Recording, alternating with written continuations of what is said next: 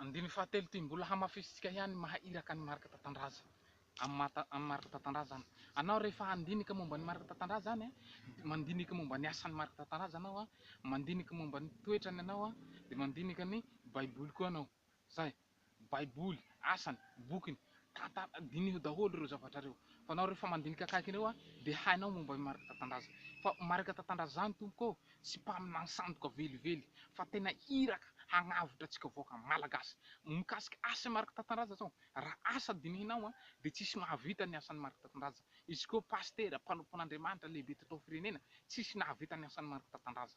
Tsisy. Ohatra hoe mandeha mandrava doany, doany Andriamsara, doany Soazara, doany Andresinito, doany maromaro Faty Mazenga rehetrarehetra noravana, ny dorana, ny pipiana sangatrefa resaka amintika.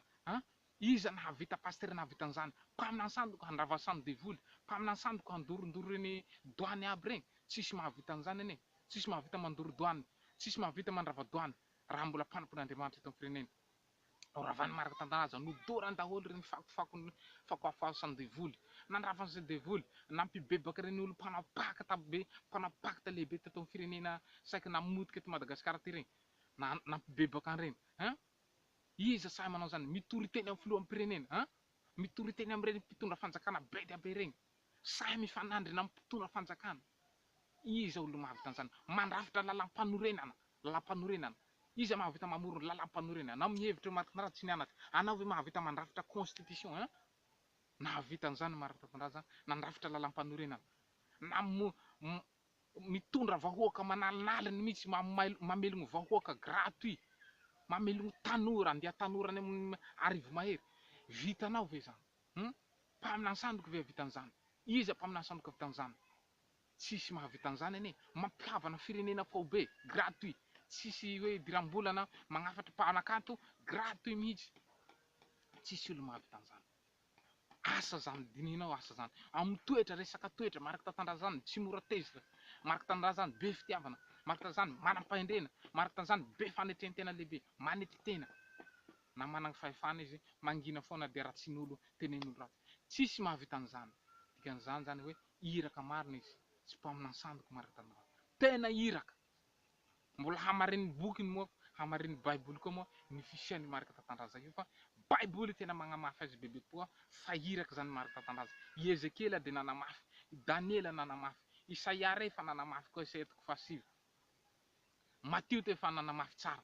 Apokalipsy, isika amin'ny apokalipsy miresaka mikasika ny iraka, anjely iraka voalazan'ny baiboly. Ao amin'ny apokalipsy 7:10, andiny fahena sy fahafito dia milaza mazava tsara hoe ary nisy anjely nidina.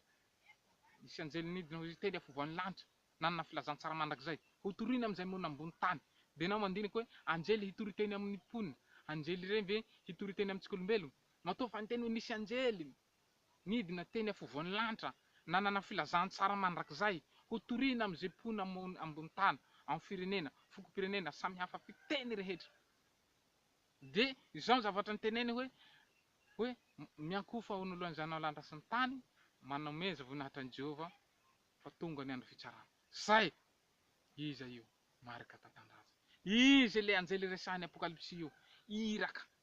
Anjely izay midika ho iraka hamonjy an'izao tontolo izao, hagnavotra izao tontolo izao, nitondra filazantsara mandrakizay dia ny filazantsara ny fanjakan'Andriamanitra. Araka ilay Mateo 7:10, fa 7:20, milaza mazava tsara ilay apokalipsy hoe hoy izy hoe ary hotoriana amin'izao tontolo izao ny filazantsara ny fanjakana ho vavolombelona amin'ny olona rehetra izay vao tonga ny farany. Iza ilay hitory ny filazantsara ny fanjakana? Marika tatandraza. Iza mitory fanjakam-pisolo zao? Marika tatandraza. Alohan'ny hahatongavany famaranana an'ity tantarany fanjakan'ny devoly, fanjakana republikana ty. Ho tapitra io, farany ny hafarany io.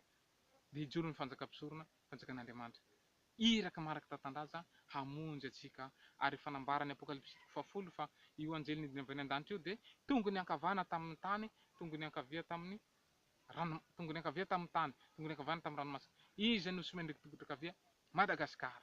Tonga eto Madagasikara io anjely io amin'izao fotoana izao, tonga eto ilay iraka hagnavotra antsika, hamonjy antsika satria Jehova mihitsy fa niteny hoe izao izy no andrasan'ny nosy. Isaia 40:7. Izao no andrasan'ny nosy. Izy tonga an'izao zany io teny fikasana ho an'ny nosy io, ho an'ny Madagasikara io. Zay zany. Tonga ilay famonjena antsika, tonga ilay iraka marika tatandraza. Saotra tompoko.